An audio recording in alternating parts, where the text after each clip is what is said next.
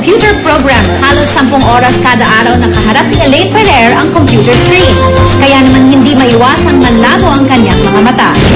At para mabigyan ng solusyon ang panglalabo ng mga mata ni Elaine, kasama natin ngayon si Doc Joffrey ng George Optical. Kamusta naman ang case ni Elaine? Ang kwento niya sa akin, she spends a lot of time sa computer, pretty much 10 hours a day. So nung tinignan natin siya yung classic example na wala siyang grade, wala siyang prescription sa mata kung hindi ang nararamdaman niya ay nagdodry na yung eyes niya. Therefore, pag ganun, ang recommendation sa kanya is for her to have some artificial teardrops towards the end of the day. I-apply niya yun. Mawawala yung paglalabo ng mata niya.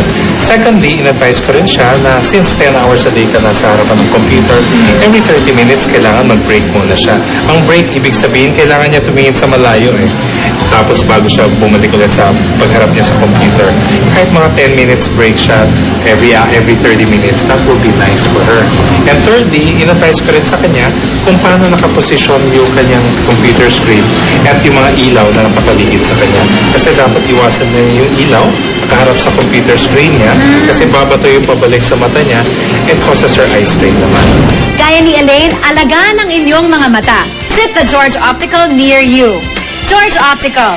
Eye care beyond eyewear. Ang bahaging ito ay inihatid sa inyo ng George Optical.